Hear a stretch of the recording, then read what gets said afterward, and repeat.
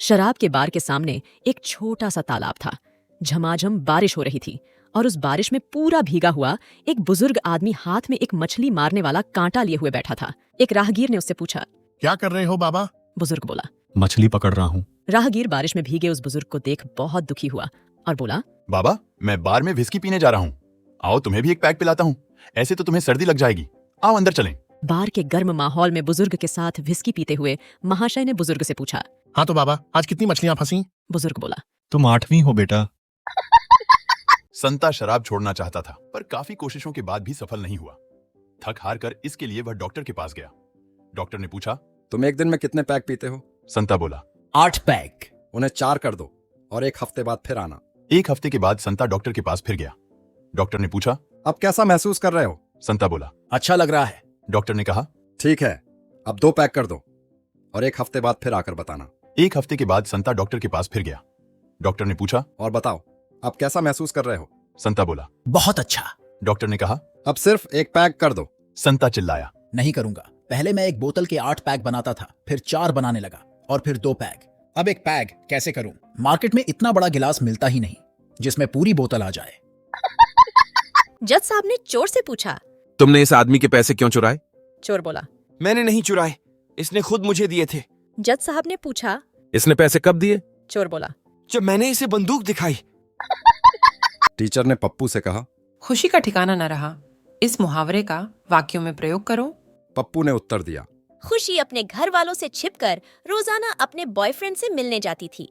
एक दिन उसके पापा ने उसे बॉयफ्रेंड के साथ देख लिया और खुशी को घर से निकाल दिया। अब बेचारी खुशी का ठिकाना ना रहा। ताऊ ने मास्टर से पूछा, तुम्हारा छोरा पढ़ाई में कैसा है? मास्टर बोला, चौधरी, यूं समझ ले आर्यभट्ट ने 0 की खोज इसके खातिर ही की थी। एक फकीर बाबा किसी महफिल में पहुंचे। वहां सभी लोग उनका मजाक बनाने लगे। फकीर बाबा ने कहा, देखो हम फकीर लोग हैं, हमारा मजाक न उड़ाएं। लोग खूब हंसे, लेकिन अचानक सभी लोगों की आंखों के आगे अंधेरा छा गया। उन्हें कुछ दिखाई नहीं दे रहा था। सभी बाबा के कदमों में गिर गए और माफी मांगने लगे। बाबा जी, हमें माफ कर दो। बाबा जी ने जूता उतारा और सबको एक एक मारा। फिर बोले, सालों, लाइट चली गई है, कोई जनरेटर चालू करो, मुझे भी दिखाई नहीं दे रहा है। पप्पू अपनी गर्लफ्रेंड के साथ पहली बार डेट पर एक रेस्टोरेंट में गया। वह काफी नर्वस था।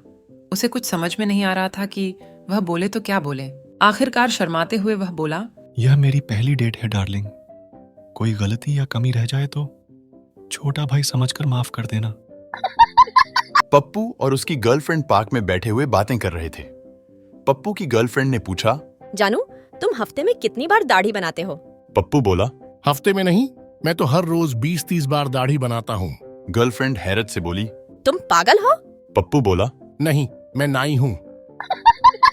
पत्नी प्यार से पति से बोली, एक बात बताऊं, मारोगे तो नहीं? पति ने कहा, नहीं, बिल्कुल नहीं। पत्नी बोली, मैं प्रेग्नेंट हूँ। पति ने खुश होते हुए कहा, अरे ये तो बहुत खुशी की बात है, इसमें डरने वाली क्या बात है? पत्नी बोली, शादी से पहले मैंने यही बात पापा को बताई थी तो मुझे बहुत मार पड़ी थी। पत्नी सुबह सुबह पति से बहस कर रही थी। पत्नी चिल्लाई, आपने कल बहुत अधिक शराब पी रखी थी? पति बोला, नहीं, कुछ ज्यादा नहीं पी थी। पत्नी बोली, फिर आप नल के पास बैठकर नल को क्यों बोल रहे थे कि रो मत, सब ठीक हो जाएगा? एक छोटी बच्ची को उसके पिताजी अपने साथ ऑफिस ले गए। ऑफिस में सभी लोग अपने अपने काम में बिजी थे। पिताजी ने बच्ची को पूरे ऑफिस में घुमाया और अपने सहकर्मियों से मिलवाया। वे सोच रहे थे कि बच्ची को यह अनुभव काफी मजेदार और इंटरेस्टिंग लगेगा। लेकिन जब वे बच्ची को ऑफिस में विभिन्न क्यूबिकल्स और विभागों में घुमा रहे थे, बच्ची उदास दिखने लगी। धीरे धीरे वह रोने लगी। उसके पिताजी परेशान हो गए। उन्होंने बच्ची से पूछा, स्वीटी क्या बात है, तुम रो क्यों रही हो? पिताजी के सहकर्मी उनके आसपास इकट्ठे हो गए। वे चिंतित होकर सोच रहे थे कि छोटी बच्ची आखिर परेशान क्यों है। बच्ची ने रोते हुए कहा, पापा, आप तो मम्मी से कह रहे थे कि मेरे साथ काम करने वाले सभी बेवकूफ जोकर हैं। यहाँ तो एक भी जोकर नहीं दिख रहा है। पप्पू अंग्रेजी में कमजोर था। वह अपनी गर्लफ्रेंड को इम्प्रेस करना चाहता था। उसने इसके तरीके जानने के लिए गूगल सर्च करते हुए लिखा, how to impress a girl if weak in English.